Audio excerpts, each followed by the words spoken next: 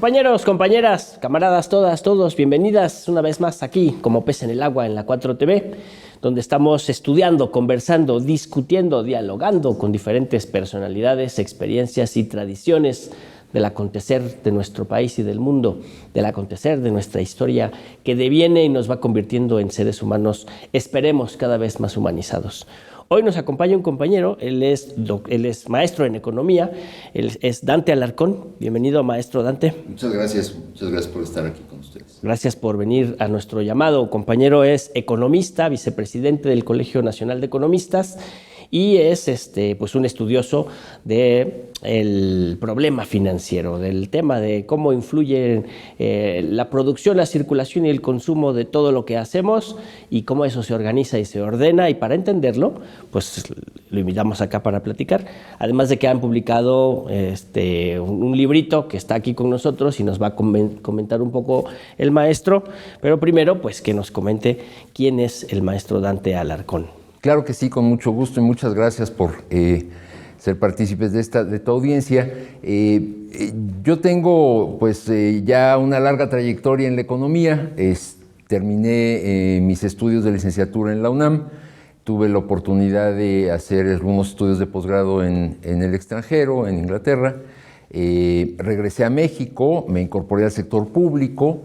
Y a la vuelta de los años, nuevamente estando en las áreas de educación, tuve la oportunidad de terminar mi maestría en la Universidad del Litoral en Argentina. He tenido pues distintas funciones públicas en 3 niveles de gobierno. Tengo una experiencia de 32 años en la docencia, en por lo menos 5 universidades, públicas y privadas, y esta es la 4ª publicación que sacamos, es el 4º libro que publicamos. ¿Como colegio? Como colegios estatales y como colegio nacional. A mí me tocó el pues, honor de presidir el Colegio de Economistas del Estado de Guerrero. Ese colegio lo formamos recién hace menos de una década y en Guerrero uno de mis libros fue premiado con el Premio Estatal de Economía Política, un libro sobre el Estado de Guerrero, claro. Con 8 capítulos. Hay que circular ese libro, ¿no? Pues sí, circuló fuerte en el Estado de Guerrero. Sí. Sobre todo entre los estudiantes, en la UAG, en la UPEG, etcétera, distintas presentaciones. Sí, sí. Y bueno, fue merecedor del premio estatal. Además, el premio tiene un nombre curioso porque el concepto de economía política ya casi no se usa, ¿no? Es cierto. Y es una lástima porque en realidad el fundamento es la economía política, no es la econometría ni es la teoría económica, ¿no? Que eso es muy de tecnócratas. Y ahorita ya nos evidenciamos un poquito, pero ¿de qué escuela económica es usted, maestro? ¿De qué tradición? Yo me formo de manera muy digamos, sistemática en el keynesianismo, ¿no? En esta visión de la economía al servicio de la gente, de la economía por la gente y para la gente, ¿no? Que es la economía política, a final de cuentas, para el ser humano. Y en esa lógica me formo en la licenciatura y mantengo, digamos, este parámetro pues toda mi vida, ¿no? A pesar de haber pasado por lo más puro de la tecnocracia. Estuve algunos meses también en el ITAM, que nunca lo menciono, pero porque hay una visión totalmente mecánica, tecnócrata, limitada, ¿no? De lo que es el proceso económico. Hay quienes he oído, ¿no? Esa crítica, sobre todo de la filosofía, que dice esta crítica de que, bueno, la economía, esta ciencia fundada desde Aristóteles, ¿no? Que es el cuidado de la casa, ¿no? Sí. Fue sustituida, ¿no? O más bien se desarrolló la economía política, ¿no? Ahí con autores incluso como Marx, claro, y Keynes y otros autores, claro, donde justo están preocupados por todo el universo de lo producido y lo consumido y lo que circula, ¿no? Sí. Y fue sustituido por todo este discurso de la teoría económica, que más bien he oído que le dicen eso, más bien es una especie de crematística, ¿no? No es economía, es crematística. Están preocupados por el dinero, por el capital financiero, ¿no? Lo que llaman los mercados. Exacto. Pero lo económico, que es la vida, les importa un bledo. Pues el fundamento, a final de cuentas, es la producción, distribución y el consumo de bienes para el ser humano. Es el que Por consume. y para el ser humano. Claro. Ese es el agente productivo, ¿no? Lo demás, evidentemente, es una visión, como bien dices tú, mecanicista, ¿no? Interesada más bien en la percepción de ingresos por los agentes. Luego, entonces, se convierte pues en todo un ejercicio numérico, en todo un ejercicio matemático. El cuentachilismo, le El dirían. cuentachilismo, que resulte, por supuesto, en todo este desarrollo de modelística, de modelos financieros, de los modelos financieros para el Banco de México, por supuesto, para los sectores de bolsa, para las inversiones de los proyectos de las empresas, etc. Y pierde el fundamento de eso para qué sirve, ¿no? Que eso es lo importante. En filosofía, eso es lo importante, ¿no? A final de cuentas, es el ser humano y es el beneficio para el ser humano, ¿no? Sí, pero es que es todo un debate porque diría el economista del ITAM, pues es que la economía no tiene nada que ver con la ética, ni con la moral, ni con lo político. Es más, lo político es allá, los mugrosos políticos, esos peleoneros, y los economistas puros estamos aquí en la torre de marfil de la ciencia pura. Es cierto, es cierto. Se vuelve precisamente este acto de purismo, ¿no? De purismo pues matemático, de purismo neocientífico, porque en realidad muchos de los fundamentos están basados en supuestos, Exacto. en hipótesis, ¿no? Y a final de cuentas se vuelve como este sector o casta impoluta, ¿no? Que no tiene nada que ver con otra cosa más que con la producción científica de modelos que se acerquen a la realidad, ¿no? Porque también reconocen que no siempre le atinan. No, porque además les gusta mucho Karl Popper, ¿no? Y él mismo les diría, no, pues ustedes no pueden tener cientificidad alguna si no cometen errores, ¿no? Claro. Pero se la pasan cometiendo errores y se llevan países enteros entre las patas. No solo eso, sino que insisten en cometer errores, ¿no? Si tú te fijas actualmente cuáles son las opciones que se dan, por ejemplo, en términos de inversión, incluso rebasan ya las fronteras de los mercados locales o regionales en Europa, en Estados Unidos, en Asia, para insertarse en una cosa que han llamado criptomonedas, Sí, sí. a la cual le han estado apostando los últimos 15 años y que se ha verdaderamente convertido en un fraude colectivo, ¿no? Sí, en El Salvador, Bukele puso la criptomoneda como moneda nacional, ¿no? Ese es el problema, Bitcoin. que muchos de ellos, e incluso te puedo comentar de algunos mexicanos, pero muchos de ellos piensan que respaldándolo con el Banco Central pueden tener algún tipo de control sobre esta instancia, digamos, de inversión, ¿no? Lo cual es verdaderamente... Es especulación, ¿no? En realidad. En realidad es una forma ya supranacional de especulación, Exacto. ¿no?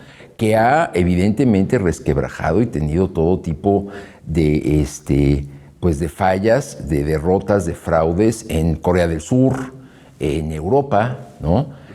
Pero insisten en esta alternativa, ¿no? De manejo de recursos para inversión. Sí.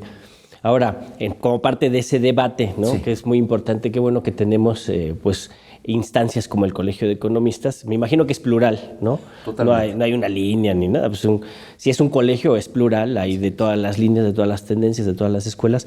Pero lo importante es que producen, Sí. ¿no? Producen y ahora tenemos transformación económica, reflexiones y prospectiva. Así es. Cuéntenos un poquito de cómo, de qué va el análisis, el estudio y la prospectiva.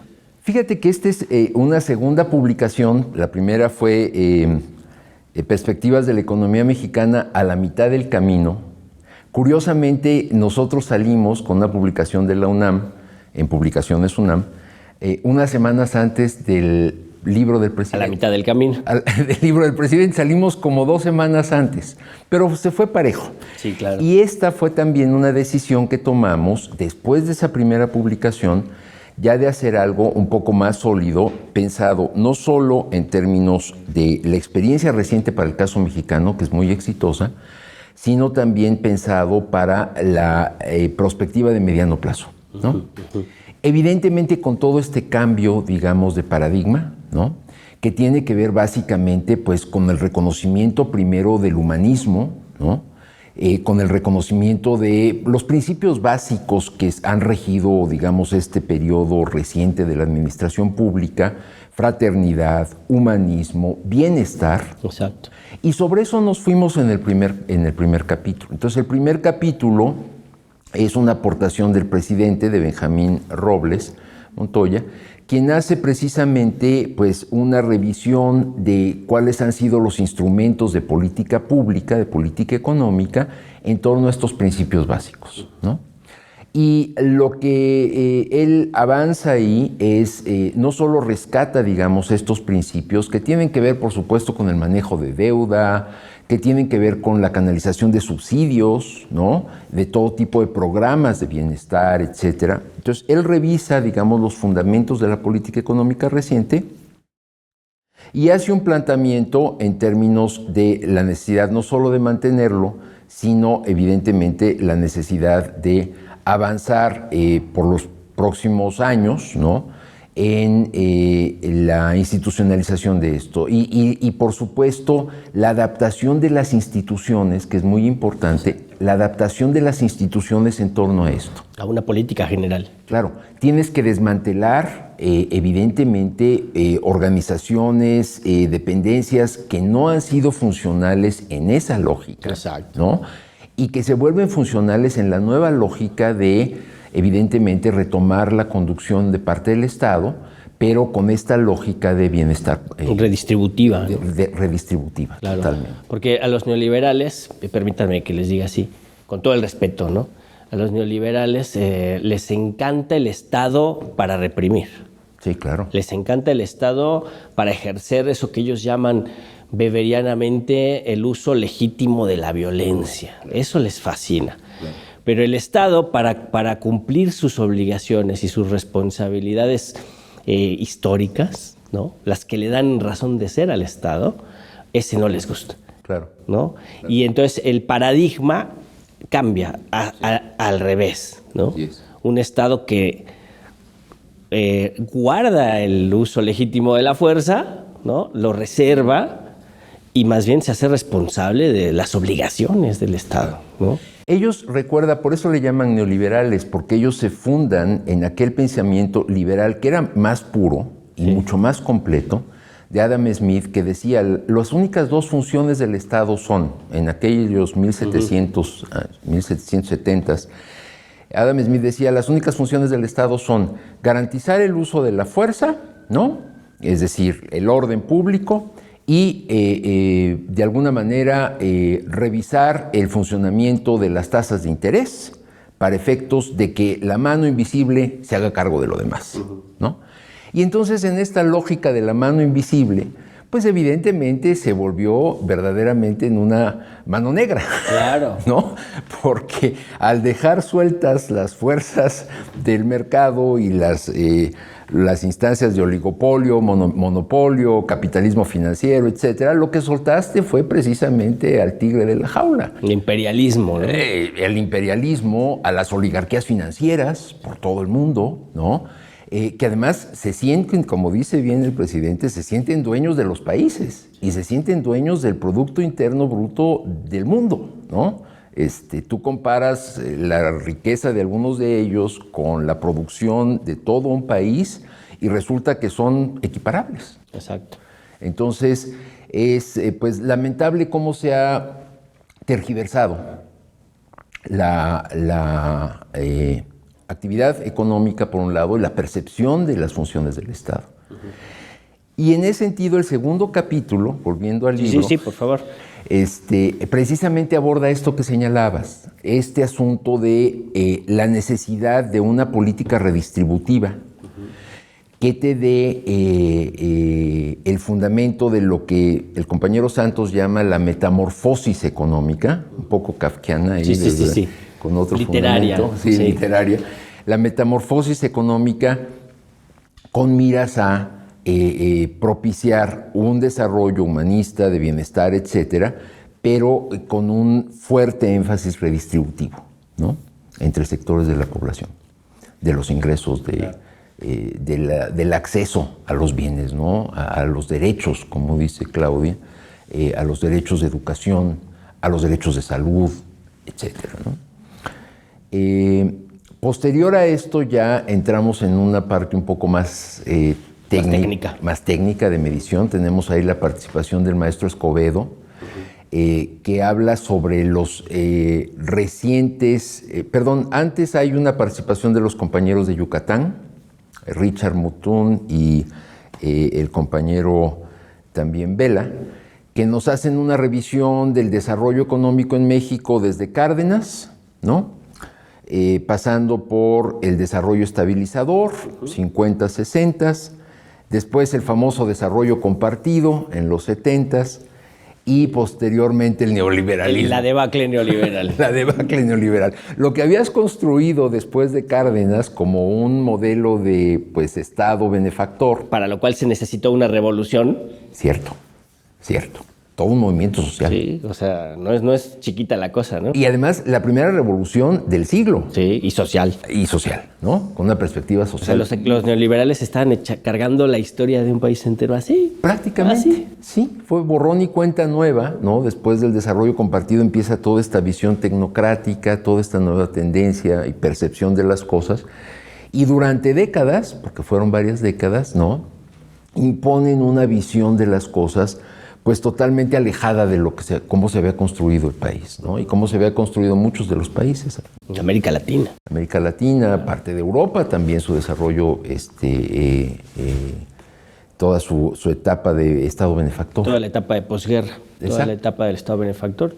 Así es. Ahí siguen en ese proceso, ¿no? Pues siguen en ese proceso y ven lo que está pasando ahora en Europa, ¿no? Sí. Con algunos países por ahí, algunos movimientos también.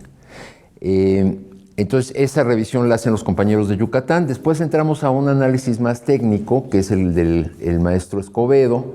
El maestro Escobedo, tuvo una larga trayectoria también en presidencia y en algunas otras instancias. Y junto con él construimos, es muy importante, lo que es el PASIC. El PASIC del presidente López Obrador es en realidad una aportación en gran medida de nosotros. PASIC. PASIC es el programa antiinflacionario de control de la inflación y de la carestía. Ya, ese es el artículo del proceso, un enfoque del análisis del impacto inflacionario. Sí, señor. Es maestro Escobedo. Él lo que hace es hacer una revisión muy amplia de los últimos años en cuanto a un fenómeno que nos está afectando, que es la inflación.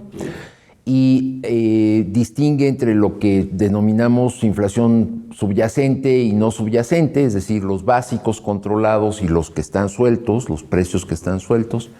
Hace un análisis gráfico, con tabuladores, etcétera.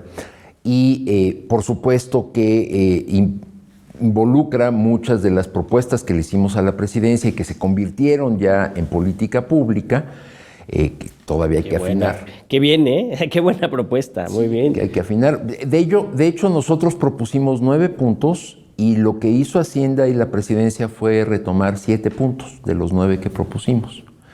Entonces va desde los mercados alimenticios, de la producción de alimentos hasta lo que son precios libres, ¿no? Y el manejo de los precios, una especie de control de precios, pero políticamente tersa, ¿no? Tersa, porque recuerda que los intentos que se han hecho siempre son tratar de apalancarlo con el sector privado en una especie de lo que llamaban ellos los acuerdos o los convenios o los pactos, los pactos por México y todo esto.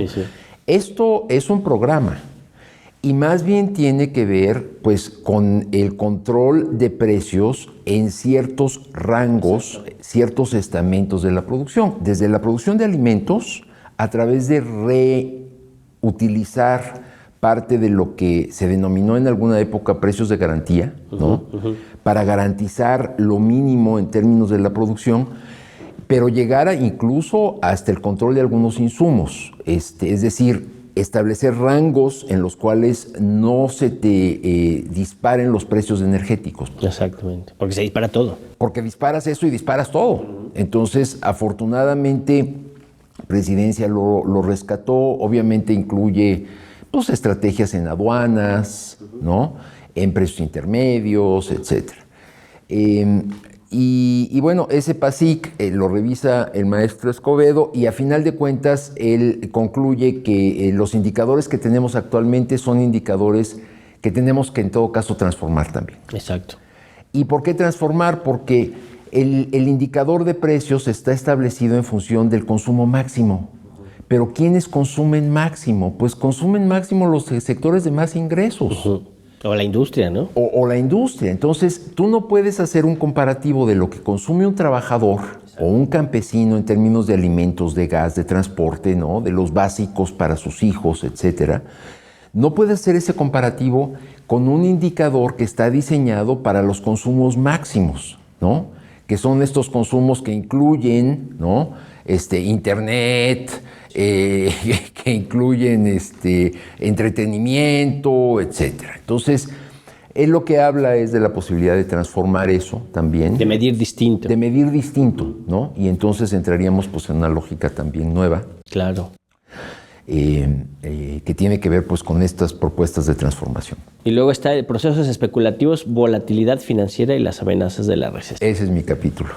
A ver, ahí platíquenos, porque suena mucho a esto del nerviosismo de los mercados y que está súper de moda la cosa. Tiene que ver con eso, precisamente, pero tiene que ver más, fíjate, con, digamos, aderezar o complementar lo que hace Escobedo en términos del análisis de la inflación y de las propuestas que se hicieron en su momento para controlar la inflación, pero más bien tiene que ver con aquellos elementos que en esta turbocapitalismo, por denominarlo de una manera... Sí, es la mejor... ¿no? El turbocapitalismo. Turbocapitalismo. O sea, Walter Benjamin decía, hay que meterle el freno de emergencia al capitalismo porque vamos a chocar y estos cuates le quieren el acelerador al máximo. Para reventar el planeta. Ese es el punto. Este es un freno de emergencia. Fíjate que especulación, ¿por qué? Mira, tú especulas cuando adquieres un producto no con la intención de disfrutarlo, sino con la intención de esperar a que las condiciones se den para que tú lo revendas al máximo precio sin haber prácticamente agregado valor. Exacto. Es decir, tú compras el producto, lo retienes, lo escondes, especulas con él y esperas a que los precios reboten o propicias que los precios reboten. Exactamente. Y en ese momento es cuando vendes. Pero desde el punto de vista estricto no agregaste nada de valor. No produjiste nada. No produciste nada. Nadie ganó un salario más por un trabajo. Nadie produjo nada. No hiciste más competitivo ni más productivo a tu sector económico. Lo que hiciste fue esperarte a ganar y a maximizar tu utilidad. Y eso es precisamente lo que yo critico y lo que cuestiono en el capítulo. Lo que hago es una revisión de lo que sucedió con la crisis bursátil del 2008 en Estados Unidos, que nos pegó, cómo se configuró esa crisis, ¿no? Cómo el relajamiento de normas y de instancias de regulación de esos mercados propiciaron una especulación bárbara.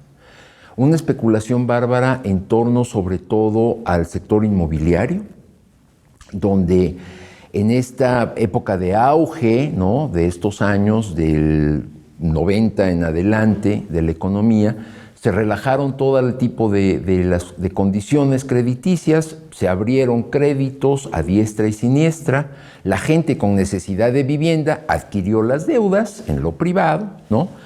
Pero resulta que el apalancamiento de esas deudas y de esos créditos no era suficiente desde el punto de vista de garantías. Exacto. No, y además las viviendas estaban en el quinto infierno, eran unos cascaroncitos. Exacto. ni siquiera las produjo el Estado, sino que eran empresas subcontratadas. Exacto.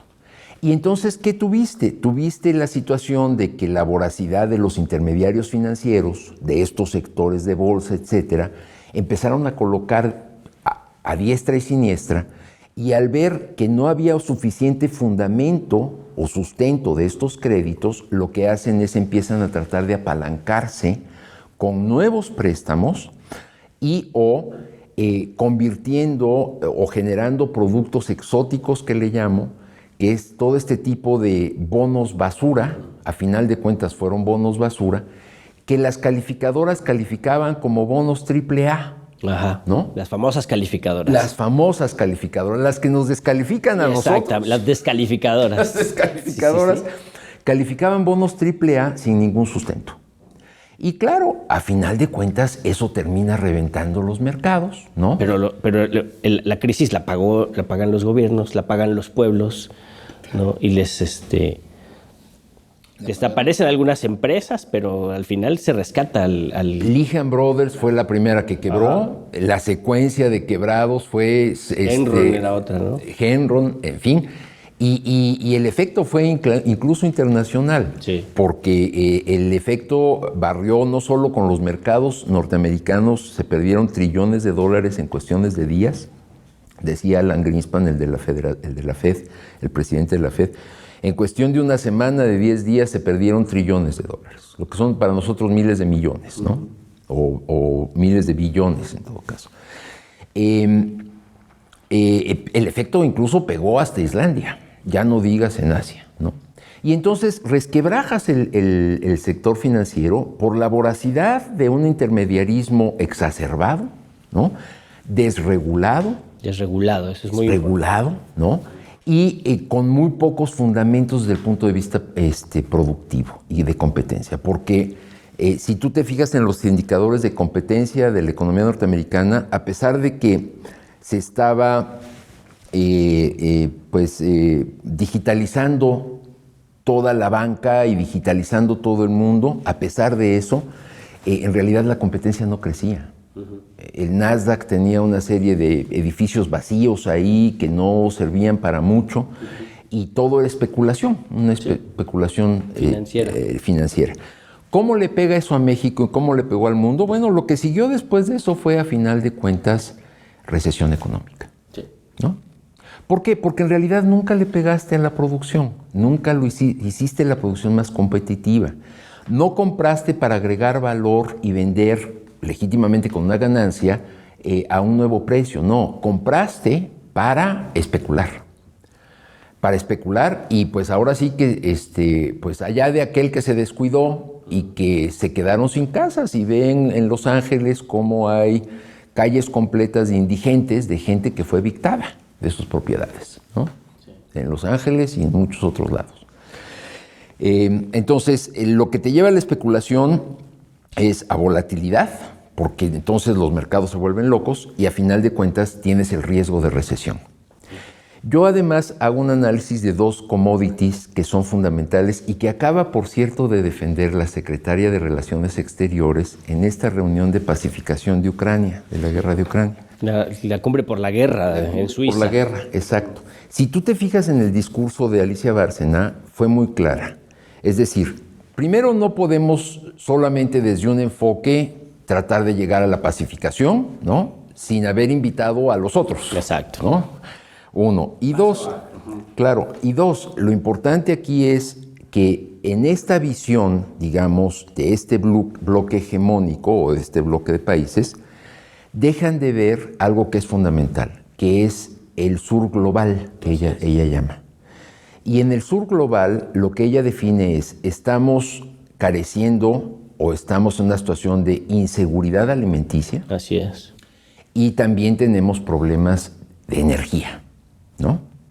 Y entonces entras a una nueva fase de percepción del problema actual. Hay un proceso inflacionario fuerte a partir de Ucrania, con especulación, con intentos norteamericanos de, por ejemplo, establecer el precio del petróleo a $60 por barril, intentos rusos de llegar a $100 por barril, en realidad andamos alrededor de los $80 por barril, México en ese sentido tiene que jugar un papel estratégico muy importante y de mucho cuidado. Así es.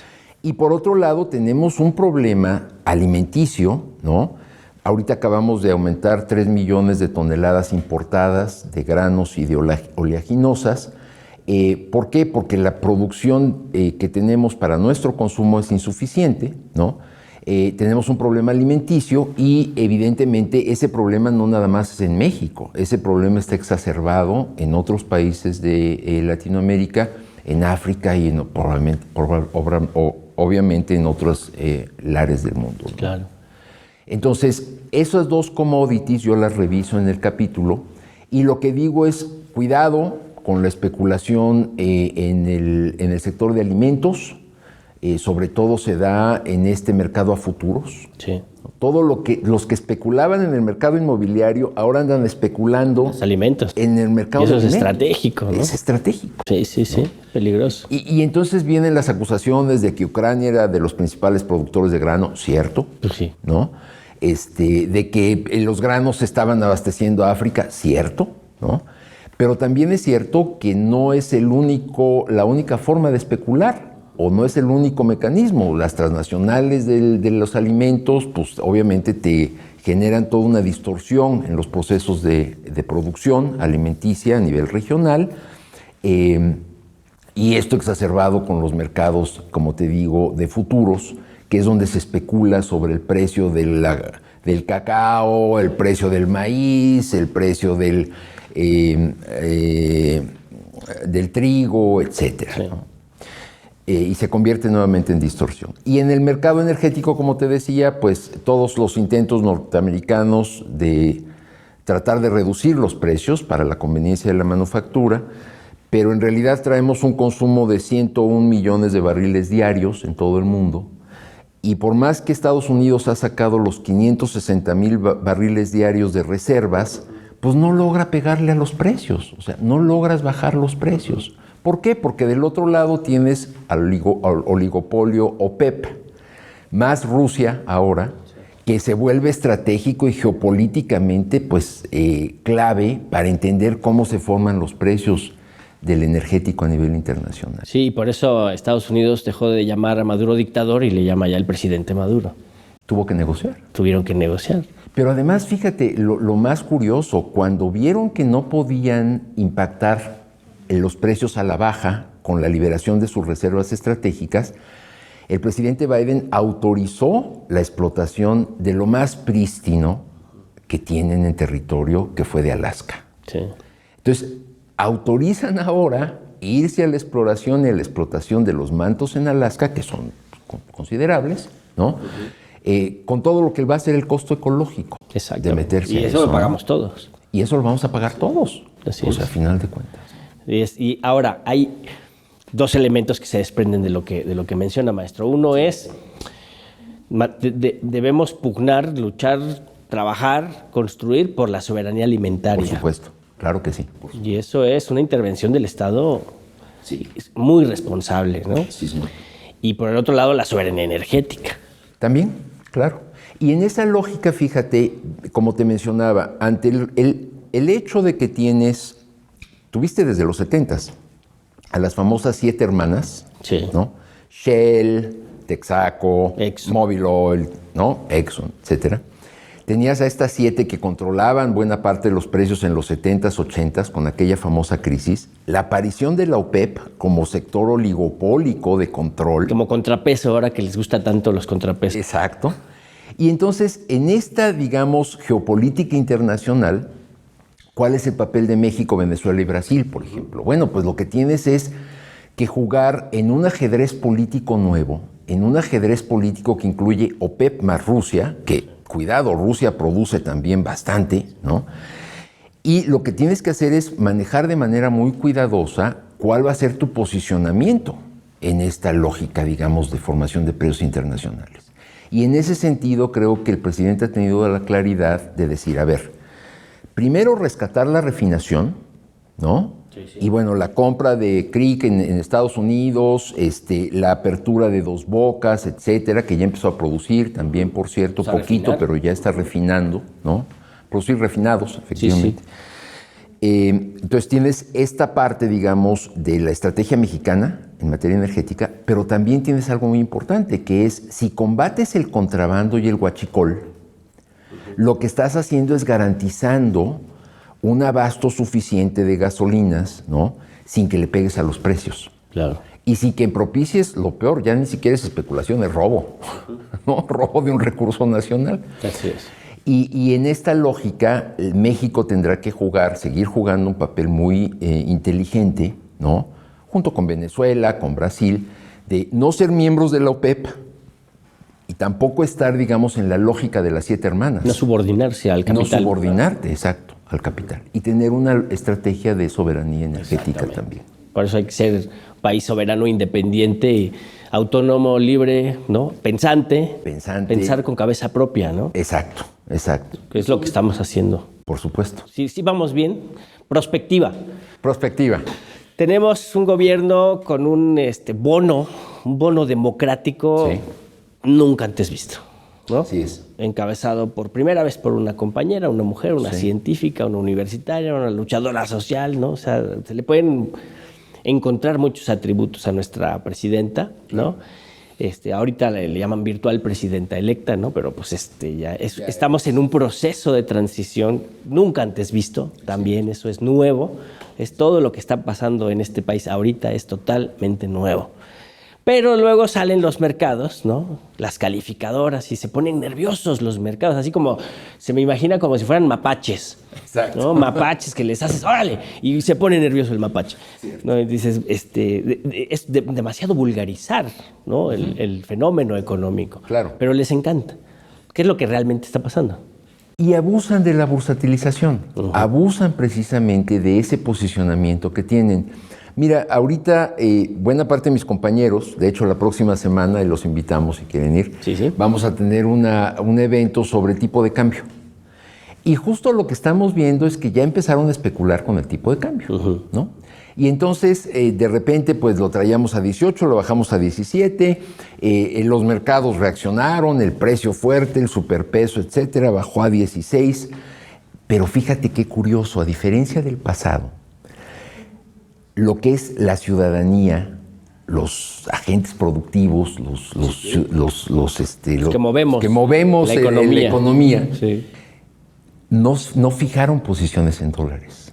No hubo esta reacción de los 70s, fines de los 70s, 80s con López Portillo, que todo mundo se peleaba por ir a comprar dólares a los bancos. No, la gente, ya bajó. Qué bueno, ¿no? Habla bien de la economía mexicana, etcétera. Entonces, el posicionamiento, en realidad, de la mayoría de la gente no fue de terror, no fue de miedo ante mayores devaluaciones, porque tienes una franja, ¿no? De manejo del tipo de cambio. Luego, entonces, cuando tú ves a un mapache asustado, ¿no? Sí, exactamente. Que está nervioso por lo que pueda pasar, lo mejor que puedes hacer como Estado es, con tranquilidad, incólume, ¿no?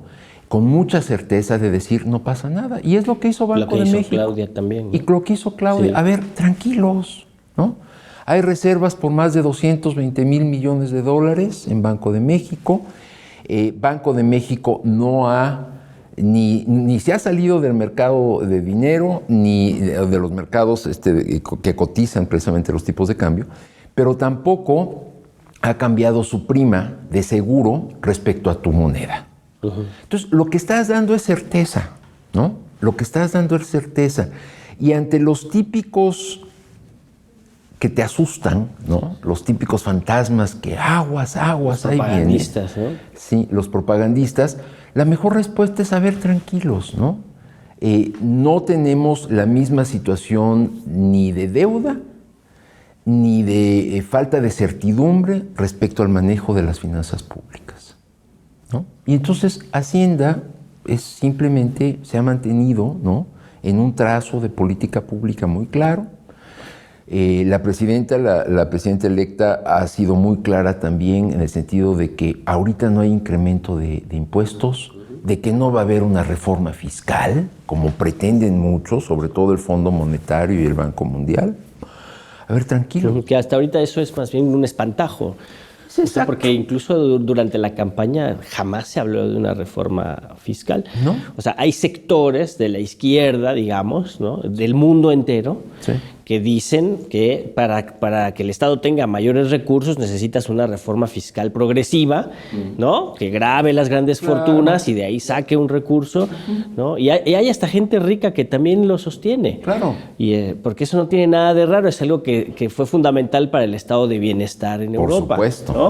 Y que lo sigue siendo. Sí, pero aquí nadie lo dijo. Claro. Aquí nadie lo dijo. Es un invento nada más del Fondo Monetario Internacional. Necesitamos fortalecer y entonces hay que reconvertir el diseño de la política económica. Mira, yo te pondría un ejemplo sencillísimo para que, y al público sobre todo. México tiene un impuesto sobre la renta, que es el impuesto directo, que se establece al 35%.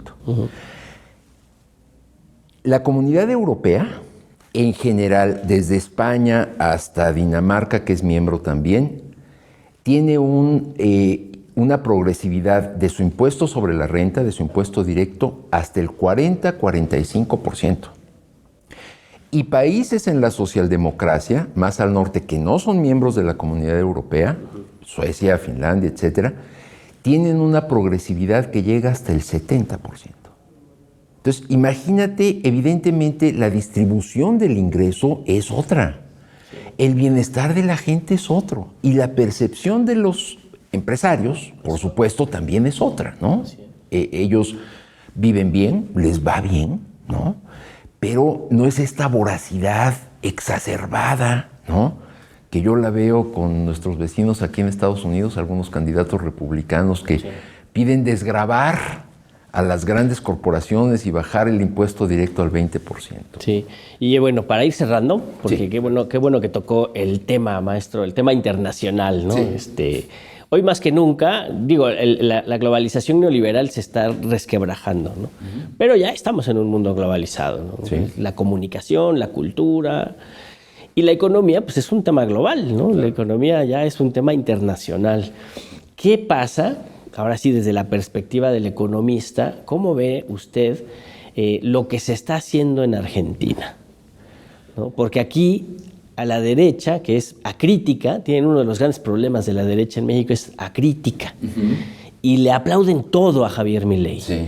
Y uno tantitito se informa y dices, híjole, ¿no? Como que no creo que esto esté bien. Primero porque Javier Milei es evidentemente un paciente psiquiátrico. Pero además de eso, económicamente, ¿qué está pasando allí? Fíjate, qué bueno que lo tocas. La verdad me da mucho gusto porque es lamentable. Es lamentable. Javier Milei llega en la lógica de desestatizar la economía desde adentro del Estado. Y entonces el primer show que hace, aparte de los gritos que hacía en campaña todavía, es en una pizarra grande poner todo el organigrama de su gobierno y empezar a tirar, ¿no? Secretarías y echarlas a la basura y tal. Y entonces desmantela en una lógica, incluso él públicamente la dice desde su campaña, de dolarizar la economía argentina. Que eso, perdón, pero nunca ha sido la mejor receta en ningún lado, ¿no? A menos que quiera hacer una colonia. A menos que quiera hacer un Puerto Rico, no sé, ¿no? Entonces, en su lógica es, vamos a desmantelar el Estado, vamos a dolarizar la economía, vamos a llegar a convenios con las grandes inversores a nivel mundial. Él lo que hace primero es acercarse a Trump, se acerca a algunos otros actores internacionales, va al grupo de los 7, va al G7 como invitado ahí, como pues, agregado. Sí, a mí se me ocurría otro epíteto, pero vamos a reservarlo. Él llega así, pero en realidad cuando tú ves lo que está sucediendo con la economía argentina, yo me espantaba cuando veía a Turquía con tasas de inflación del 70%, Inglaterra al 13% y nosotros al 8%, Estados Unidos al 9%, estábamos más abajo que Estados Unidos. Argentina acaba de reportar tasas de inflación del 263%. Sí. O sea, prácticamente el peso, dicen ellos, el salario difícilmente le sirve para comer, ¿no? Y es una lástima, te digo que es lamentable, porque Argentina tiene una tradición de producción de granos desde de la década de los 40. De carne. De carne, ¿no? De cárnicos.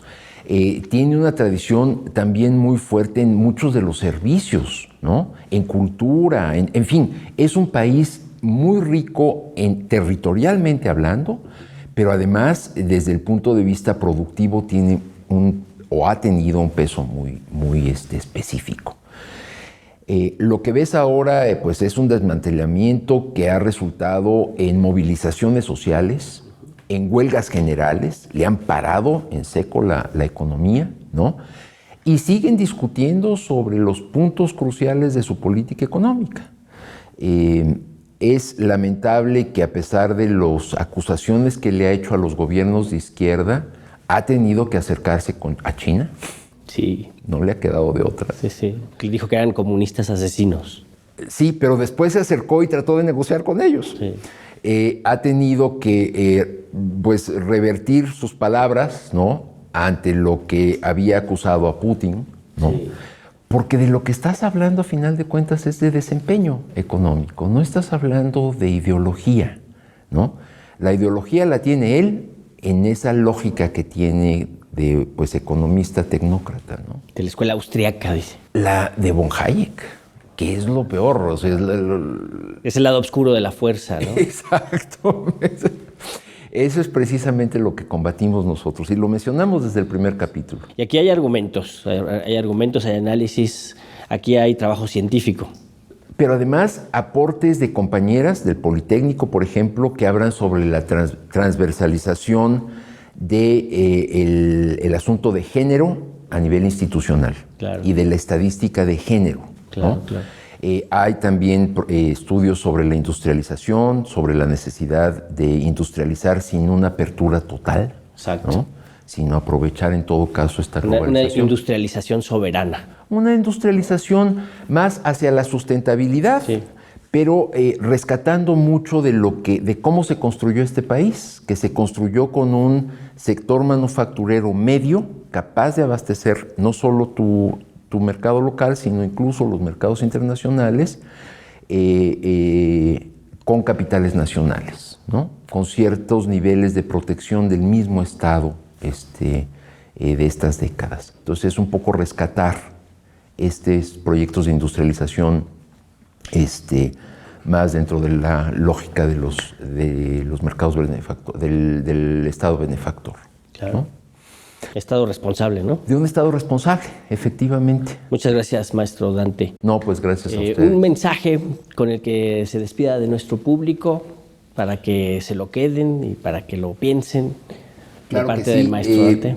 Pues tratar de difundir nuestro trabajo, lo hemos hecho ya en las escuelas públicas.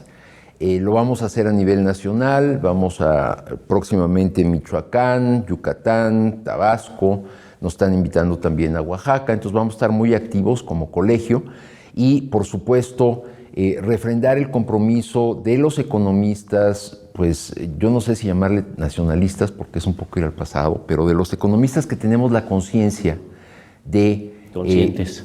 Exacto, y responsables, sobre todo, responsables sobre el propósito último de la economía, que lo genera el público, lo genera cada uno de nosotros y que debe beneficiarse también por cada uno de nosotros. Exacto. ¿No? Ese es en el fondo, ese es el Estado y esa es la condición básica de la economía política, ¿no? Claro. Entonces, pues bienvenidos, ojalá tengamos la oportunidad de difundir a mayor escala esto. ¿Y dónde podemos encontrar, el público, dónde puede encontrar este libro o los trabajos del colegio? Claro, un poquito limitados en cuanto a edición, porque estamos colocando incluso gratuitamente entre los estudiantes de las escuelas públicas. Entonces vamos a sacar nuevas ediciones. ¿Se puede descargar en internet? Lo vamos a subir efectivamente en internet. Les pasamos la liga con mucho gusto. También les agradeceríamos que nos den las ligas pues, de los programas. Sí, por supuesto, ¿no? Por supuesto. Y en todo caso que se haga la consulta vía digital. Correcto. ¿No? Correcto. Independientemente de que se consiga, lo más seguro es que se consiga al principio en las escuelas de economía de las universidades públicas. Claro que sí. ¿No? donde debe ser. Muchas gracias, maestro. Pues muchísimas gracias a ustedes. Que pasen muy buena tarde. Claro. Acá estuvo con nosotros el maestro Dante Alarcón, economista, es vicepresidente del Colegio de Economistas. Vicepresidente del Colegio Nacional. Del Colegio Nacional de Economistas, y nos trajo, además de esta interesante conversación, este texto que les recomiendo, búsquelo, hay que estudiarlo, hay que discutirlo colectivamente, de Transformación Económica, Reflexiones y Prospectiva, pues para entender, tener herramientas críticas de valoración y de análisis de la realidad en la que nuestro país se está desenvolviendo, y que además usted, sus hijos, sus padres, sus abuelos y abuelas, sus hermanos y hermanas, sus vecinas y sus vecinos, toda la comunidad que le rodea, son los que realmente forjan el fenómeno económico, el fenómeno histórico y el fenómeno de lo político, que se cree nosotros los seres humanos en colectividad somos esto que llamamos la comunidad política. Por eso hay que indignarse de la injusticia en cualquier parte donde suceda y participar políticamente para transformar la realidad. Hasta luego.